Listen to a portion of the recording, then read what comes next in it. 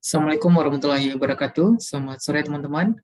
Kita lanjutkan untuk pertemuan ke week 7 mata kuliah Bahasa Indonesia untuk desain grafis. Untuk pertemuan kali ini kita akan membahas terkait dengan tanda-tanda baca, di mana di minggu kemarin kita sudah menyelesaikan terkait dengan jenis-jenis kata-kata dalam bahasa Indonesia.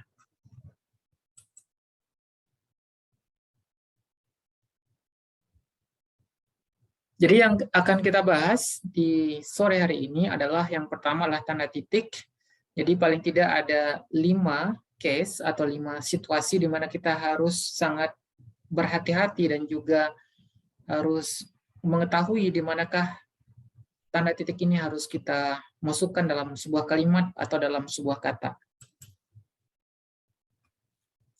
Yang pertama adalah ini merupakan sebuah yang common bagi kita, terutama di dunia akademik, bahwasanya tanda titik itu dipakai pada akhir kalimat pernyataan. Kalau misalnya kalimat itu adalah kalimat pertanyaan, maka dia harus diberikan tanda tanya. Nah, untuk kalimat pernyataan, maka di setiap kalimat pernyataan yang kita bikin, maka harus kita akhiri dengan titik. Contohnya di sini adalah mereka duduk di sana, titik, dia akan datang pada pertemuan itu, titik. Jadi itu yang pertama. Terus yang kedua adalah tanda titik dipakai di belakang angka atau huruf dalam suatu bagan, ikhtisar ataupun daftar. Biasanya daftar ini lebih kepada daftar isi gitu ya. Kalaupun bagan atau ikhtisar, di sini bisa kita lihat, di sini ada satu titik kondisi kebahasaan di Indonesia, terus A titik bahasa Indonesia. Jadi ketika misalnya kita mau bikin bagan gitu ya dalam sebuah teks yang itu cukup panjang, biasanya kan kita memiliki semacam anak-anak judul gitu ya, atau subjudul. Maka kita memberikan tanda titik setelah penomoran atau juga setelah pemberian angka di sini. Misalnya kayak 1 kita kasih titik, kemudian A kasih titik, dan 1 atau 2 di sini dikasih titik. Tapi untuk yang kedua ini, setelah kalimat atau frasa yang kita cantumkan di sini tidak perlu diberikan tanda titik.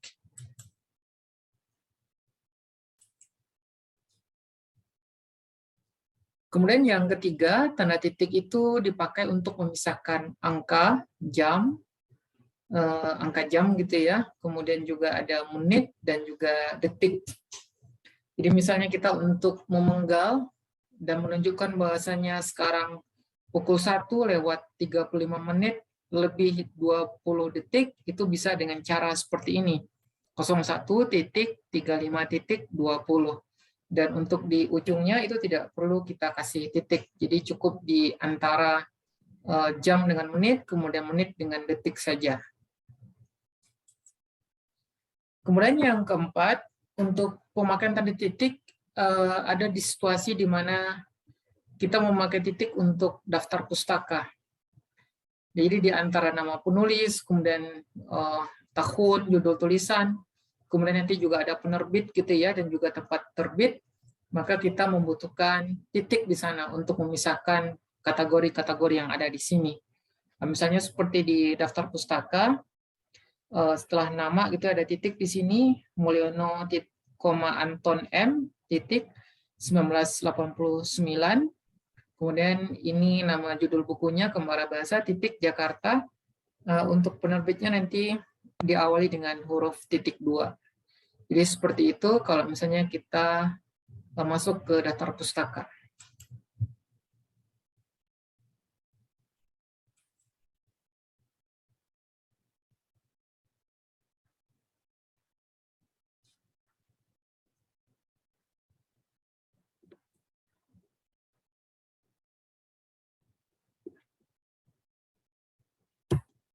Oke, ini situasi yang kelima, kita menggunakan tanda titik dipakai untuk memisahkan bilangan ribuan atau kelipatannya yang menunjukkan jumlah.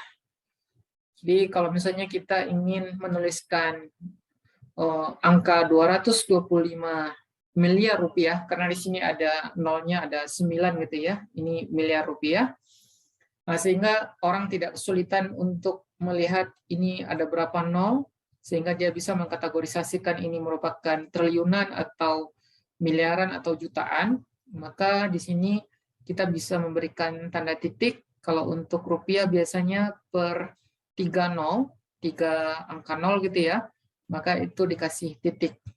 Atau misalnya kita ingin mengatakan Indonesia memiliki lebih dari 13.000 pulau. Nah, di sini 13.000-nya untuk nolnya itu bisa kita kasih titik. Kemudian kalau untuk 7 juta, ini masing-masing 3 nol, kita kasih titik. Jadi di sini ada 2 titik yang ada di angka 7 juta. Nah, ini sebagai catatan, bahwasanya tanda titik itu tidak dipakai untuk memisahkan bilangan ribuan, atau kelipatannya yang tidak menunjukkan jumlah.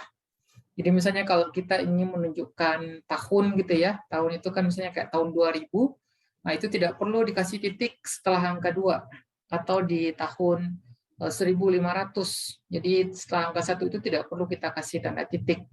Jadi kalau untuk tahun dia cukup dengan apa adanya gitu ya, baik itu dia 3 angka ataupun 4 angka, atau mungkin di masa berikutnya atau berapa ratus tahun kemudian kita akan menemukan 5 angka, maka tidak perlu kita kasih titik. Termasuk juga untuk nanti ada halaman, misal ada buku yang cukup tebal, sehingga dia punya halaman yang sangat banyak, mungkin ada 2000 halaman ya, itu biasanya kayak kamus, atau misalnya kayak buku ensiklopedia, itu ketebalannya cukup besar, maka kita tidak perlu untuk memberikan titik di sini untuk menyatakan sebuah halaman. Kemudian untuk nomor rekening juga tidak perlu dikasih titik sebenarnya. Kemudian juga untuk nomor handphone gitu ya. Biasanya kalau handphone itu kalau di WA dia akan kasih ada tanda hubung atau tanda strip di beberapa angka, mungkin 3 angka atau 4 angka dikasih strip, itu untuk memudahkan membaca saja. Tapi dalam penulisannya sebenarnya tidak perlu diberikan tanda titik. Terus yang kedua yaitu tanda titik tidak dipakai pada akhir judul yang merupakan kepala karangan, ilustrasi, ataupun tabel. Jadi kalau kita ingin menampilkan sebuah judul makalah atau judul tugas akhir, walaupun nanti bentuknya akan seperti kalimat ya, walaupun kita banyak menemukan untuk judul karangan atau judul makalah itu dalam bentuk frasa, maka kita tidak perlu memasukkan tanda titik di setiap akhir kalimat atau di akhir frasa tersebut. Termasuk juga di tabel gitu. Di tabel contoh keempat ini, tabel 5, sikap bahasa generasi muda berdasarkan pendidikan. Jadi untuk tabel itu kita tidak perlu untuk memasukkan tanda titik di sini.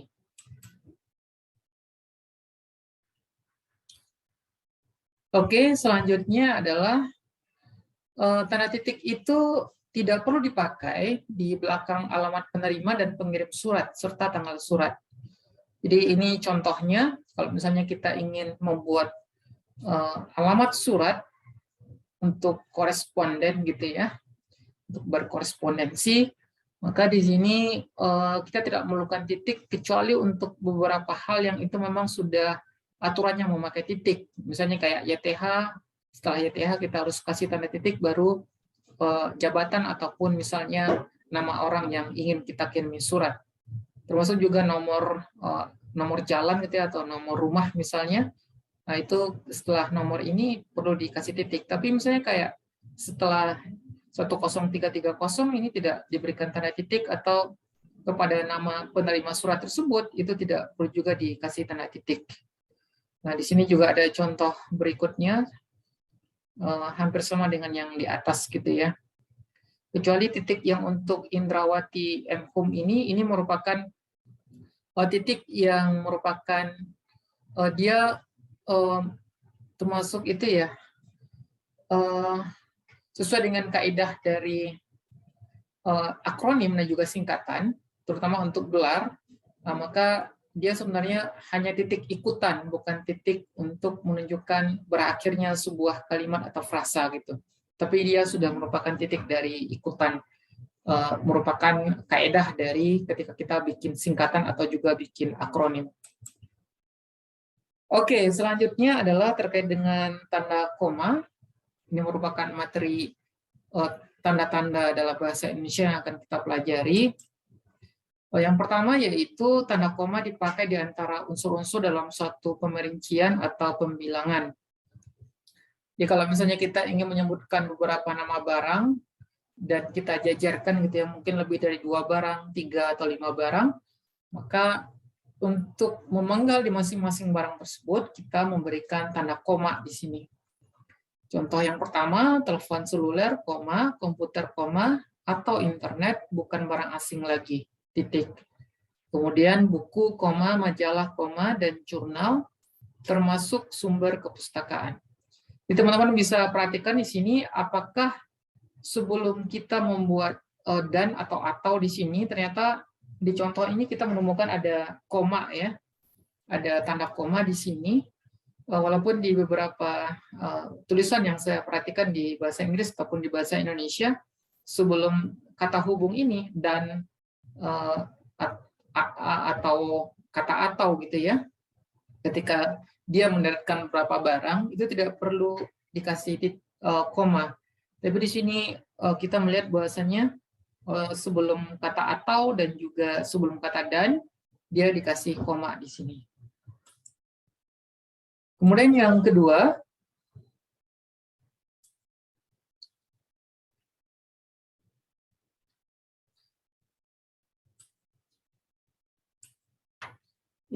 adalah tanda koma itu dipakai sebelum kata penghubung seperti tetapi, melainkan, kemudian juga sedangkan dalam kalimat majemuk setara. Jadi kalimat majemuk setara itu adalah 2 kalimat yang dia dipadukan, tapi masing-masing komponen ini dia sama-sama penuh gitu ya. Dalam artian kalau misalnya di kalimat pertama itu ada subjek dan predikatnya, maka di kalimat kedua juga ada subjek dan predikatnya. Jadi ini kalimat majemuk setara. Jadi 2 kalimat yang itu digabungkan dalam satu kalimat. Sebagai contoh, saya ingin membeli kamera, tetapi uang saya belum cukup. Nah, jadi sebelum kata tetapi ini kita kasih koma gitu ya, untuk menunjukkan ini kalimat pertama, kemudian juga kalimat kedua. Ini bukan milik saya, koma, melainkan milik ayah saya. Jadi itu berupa form di mana kita memasukkan koma itu di antara 2 kalimat utuh yang kemudian dia digabungkan menjadi satu kalimat, atau dalam bahasa lain kalimat majemuk setara. Selanjutnya, tanda koma yang ketiga, dia dipakai untuk memisahkan anak kalimat yang mendahului induk kalimatnya. Jadi, anak kalimat itu bisa kita katakan sebagai kalimat pelengkap ya, atau misalnya kayak cause and effect, sebab akibat, di mana anak kalimat ini menjadi prasyarat buat lahirnya induk kalimat itu. Jadi, kalaupun anak kalimat itu tidak ada, dia bisa menjadi kalimat yang utuh, akan tetapi anak kalimat ini merupakan prasyarat, sehingga kalimat yang dihasilkan itu bisa menjadi ada semacam konteksnya gitu. Contohnya adalah kalau diundang, koma, saya akan datang. Saya akan datang sendiri sebenarnya kan induk kalimat, kalau dia berdiri sendiri sebenarnya tidak masalah, tapi kalau misalnya dia dikasih kalau diundang, makanya ini merupakan anak kalimat. Kadang anak kalimat itu dia tidak perlu dibuat dengan kalimat yang utuh ya, ada subjek dan predikatnya, tapi dia bisa kita bikin dengan prasyarat, seperti kalau diundang karena baik hati, agar memiliki wawasan yang luas. Jadi ini seperti kalimat prasyarat di sini. Nah, jadi kalau kita menemukan anak kalimat yang itu dia berada di awal kalimat, maka kita harus mengasih tanda koma setelah anak kalimat tersebut, kemudian diikuti dengan induk kalimat. Catatan untuk tipe ketiga ini adalah tanda koma tidak dipakai jika induk kalimat mendahului anak kalimat. Jadi kalau induknya itu kita atur posisinya, dia menjadi kalimat di awal-awal, baru dia diikuti dengan anak kalimat, maka dia tidak memerlukan koma gitu ya. Saya akan datang kalau diundang. Jadi di sini induk kalimatnya lah saya akan datang, kemudian anak kalimatnya kalau diundang. Nah, jadi anak kalimat di sini dia berada di posisi akhir sehingga tidak perlu kita kasih tanda koma. Yang keempat, tanda koma itu dipakai di belakang kata atau ungkapan penghubung antar kalimat. Seperti oleh karena itu, jadi, demikian, sehubungan dengan itu, dan meskipun demikian. Jadi kalau misalnya kita ingin memasukkan beberapa kata ini atau frasa ini dalam kalimat kita, seperti oleh karena itu, jadi, meskipun demikian, maka kita harus mengasih koma setelah kata-kata yang ada tersebut. Misalnya kayak gini, oleh karena itu, koma, dia memperoleh beasiswa belajar di luar negeri. Kita tidak bisa misalnya oleh karena itu, terus langsung lanjut dia memperoleh beasiswa belajar di luar negeri. Jadi oleh karena itu, dia harus dihubungkan dengan tanda koma. Yang kelima adalah tanda koma, dia dipakai sebelum dan atau sesudah kata seru. Ini ada beberapa kata seru seperti oh, iya, wah, aduh, atau hai. Dan juga kata yang dipakai sebagai kata sapaan, seperti bu, dik, nak, pak le gitu ya. Apalagi banyak ya kata sapaan gitu. Say gitu misalnya, kalau bahasa yang informalnya.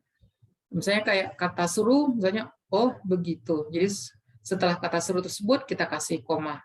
Wah, koma, bukan main. Hati-hati, koma. Hati-hati, koma, ya, jalannya licin. Hati-hati ya, jalannya licin. Nak, kapan selesai kuliahmu? Jadi seperti itu. Jadi koma ini juga dia mempengaruhi cara pengucapan atau cara pelafasan atau penekanan ketika kita berbicara. Jadi untuk kata seru dan juga untuk kata sapaan, kita memasukkan koma di sini. Yang keenam, tanda koma dipakai untuk memisahkan petikan langsung dari bagian lain dalam kalimat. Jadi kalau kita ingin memasukkan kata pernyataan langsung dalam kalimat kita, maka kita harus memisahkannya dengan koma.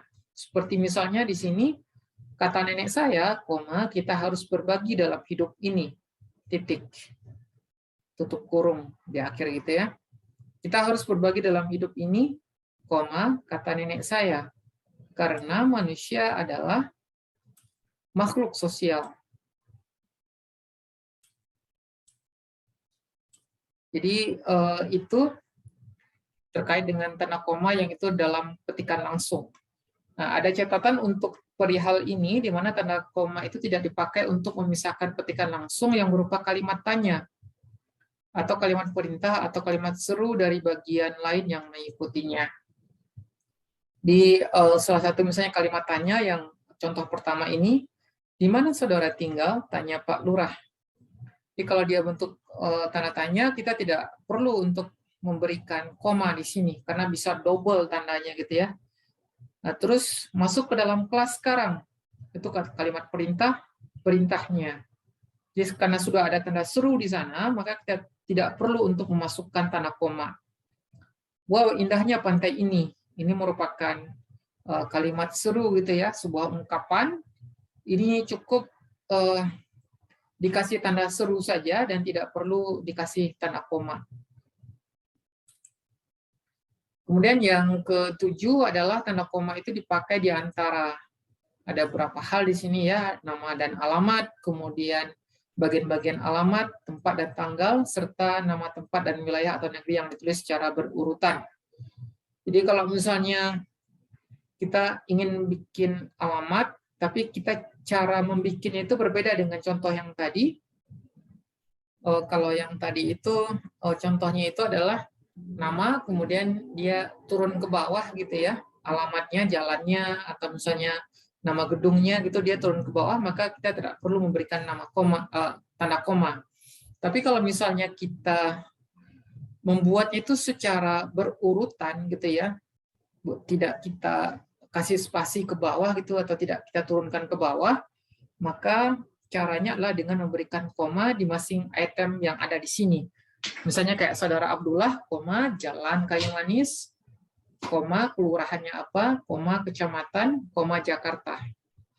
Jadi seperti itu kalau misalnya kita ingin memberikan alamat atau korespondensi dengan orang gitu ya. Nah, kita menuliskannya kalau berurutan, untuk setiap item-item tersebut kita kasih tanda koma. Yang kedelapan adalah tanda koma itu dipakai untuk memisahkan bagian nama yang dibalik susunannya dalam daftar pustaka. Jadi kalau misalnya kita ingin membuat daftar pustaka, sementara penulisnya itu dia memiliki nama yang mengandung dua atau tiga gitu ya, mungkin juga 4 gitu kata dalam namanya tersebut, misalnya kayak di sini Ilham Muhammad, Ilham Gunawan, maka caranya adalah pertama dibalik dulu. Jadi yang diambil ke depan itu adalah nama terakhirnya dia atau kata terakhir dari nama dia, Gunawan, kemudian dikasih koma, baru nama pertamanya Ilham. Sama juga misalnya yang kedua Halim, Amran. Jadi nama aslinya itu Amran Halim. Tapi dalam daftar pustaka ini kita mendahulukan nama yang paling akhir atau kata yang paling akhir pada urutan nama kita. Kemudian kata terakhir dalam nama lengkap kita itu ditaruh di depan, kemudian setelah itu kita kasih koma. Itu cara untuk membuat daftar pustaka. Terus yang ke-9 adalah tanda koma itu dipakai di antara bagian-bagian dalam catatan kaki atau catatan akhir. Nah, ini berbeda ya dengan daftar pustaka. Kalau dalam daftar pustaka itu, komponen-komponen yang ada dalam daftar pustaka itu dia dipisahkan dengan titik sebagai penanda. Apakah itu penanda untuk nama, kemudian penanda untuk tahun, judul, termasuk juga alamat gitu ya, alamat penerbit tersebut. Tapi kalau di sini, kalau misalnya kita membuat catatan kaki atau catatan akhir dalam sebuah naskah gitu ya, maka untuk namanya sendiri itu tidak perlu dibalik-balik seperti daftar pustaka. Kita menulisnya dengan cara yang biasa saja, misalnya kayak Sultan Takdir Ali Syahbana. Baru ketika dia bertemu dengan komponen lain, seperti di sini komponen judul gitu ya, komponen judul buku, maka kita kasih tanda koma. Kemudian ketika dia bertemu dengan komponen penjelas yang lain, misalnya jilid ataupun juga halaman di sini, maka kita kasih koma di antara komponen-komponen yang berbeda di catatan catatan kaki atau catatan akhir tersebut. Kemudian yang ke-10, tanda koma itu dipakai di antara nama orang dan singkatan gelar akademis yang mengikutinya untuk membedakannya dari singkatan nama diri, keluarga, atau marga. Jadi kalau misalnya kita ingin menulis nama kita, mungkin teman-teman nanti akan menjadi AMD gitu ya, atau AMD.com atau AMD Design misalnya, maka setelah nama teman-teman itu harus dikasih koma dulu, baru diikuti dengan gelar akademiknya. Misalnya kayak di sini Bambang Irawan, M. Hum. Jadi titik di sini memang sudah bawaan ya, sudah bawaan ketika kita membuat akronim untuk gelar akademik. Tapi sebelum sebelum gelar akademik itu atau setelah nama kita secara lengkap kita harus memisahkannya dengan koma.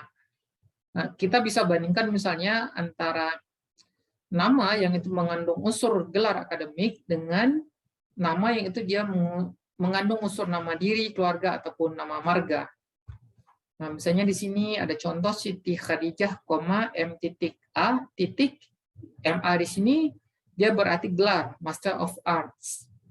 Berbeda dengan Siti Khadijah tanpa tanda koma, M.A. Jadi MA di sini dia bukan merupakan Master of Arts, tapi dia merupakan kependekan dari nama keluarga mungkin ya, Mas Agung gitu. Jadi itu perbedaannya. Kemudian selanjutnya nomor ke-11, tanda koma itu dipakai sebelum angka desimal atau di antara rupiah dan sen yang dinyatakan dengan angka. Angka desimal itu adalah angka yang itu dia berada di bawah dari 1, itu ya, misalnya 0,9 sampai seterusnya gitu. Nah, misalnya di sini 12,5. Jadi koma di situ kan sebenarnya 0,5, tapi dia mendapatkan angka 12, sehingga untuk memisahkannya itu adalah kita kasih tanda koma di sini untuk menunjukkan angka desimal 12,5 meter gitu. Atau misalnya kita untuk itu ya, untuk rupiah dan sen, walaupun sekarang secara realnya kita tidak menemukan mata uang rupiah dalam bentuk sen.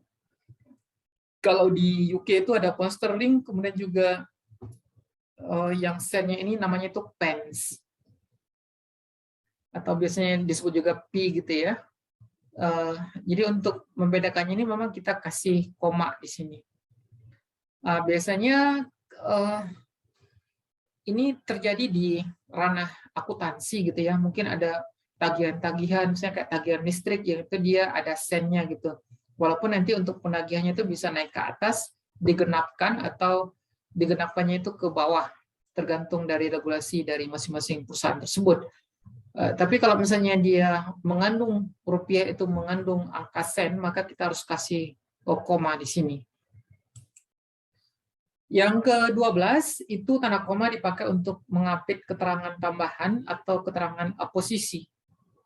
Di keterangan tambahan itu adalah ada mungkin semacam frasa yang ingin kita perjelas atau ingin kita berikan tambahan informasi terhadap frasa tersebut. Misalnya kayak gini, semua siswa, baik laki-laki maupun perempuan, harus mengikuti latihan paduan suara. Yang ingin dia jelaskan di sini adalah, ini merupakan sebuah penegasan gitu ya, semua siswa itu kan sebenarnya sudah melingkup laki-laki dan perempuan.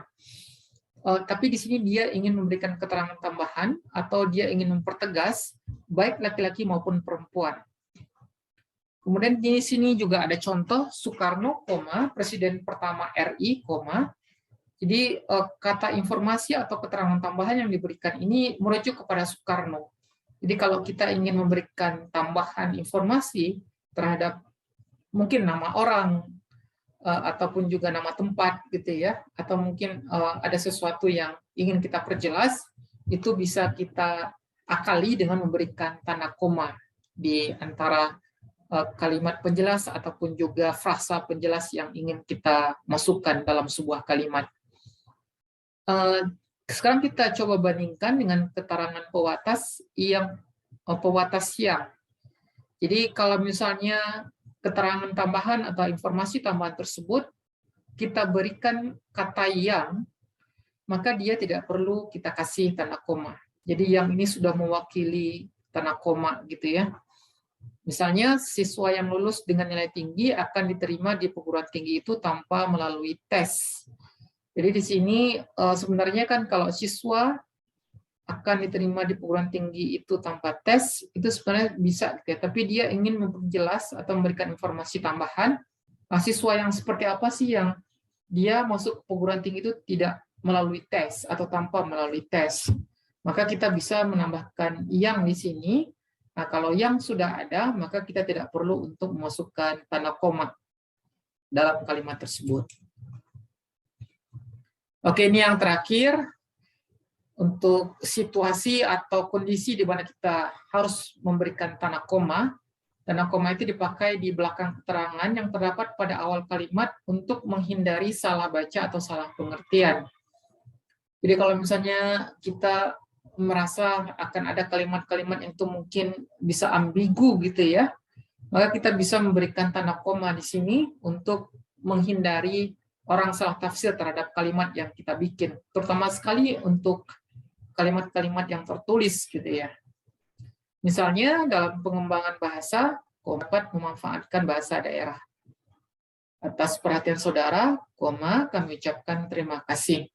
Jadi ini merupakan penggalan-penggalan yang itu dia diberikan tanda koma untuk memberikan penegasan ataupun juga tidak memberikan sebuah keambiguan pada sebuah kalimat. Oke, jadi teman-teman kita sudah bahas dua tanda baca yang ada di bahasa Indonesia. Yang pertama tanda baca titik, dan yang kedua yaitu tanda baca koma. Di mana tanda titik tadi ada 5 situasi kita menggunakan tanda titik. Kemudian untuk koma tadi ada 13 kondisi kita menggunakan tanda tersebut. Demikian untuk kuliah hari ini. Sampai ketemu 2 minggu lagi ya, karena minggu depan teman-teman akan menghadapi UTS. Dan untuk UTS sendiri, saya sudah memberikan soalnya ke Kaprodi.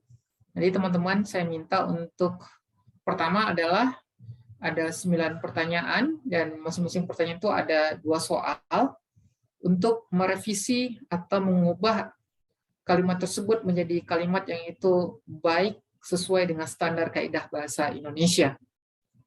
Kemudian di pertanyaan yang nomor 10, saya meminta teman-teman untuk membuat satu kalimat yang berisi beberapa unsur dari materi-materi yang sudah kita bahas di pertemuan-pertemuan sebelumnya. Jadi untuk ujian UTS minggu depan, itu teman-teman bisa open book, jadi silahkan dibawa buku-bukunya yang bisa mendukung untuk menjawab pertanyaan tersebut, ataupun juga bisa mengandalkan PowerPoint yang sudah saya bagikan di WhatsApp Group. Gitu saja ya, terima kasih atas perhatiannya. Saya tutup pertemuan di hari ini. Assalamualaikum warahmatullahi wabarakatuh.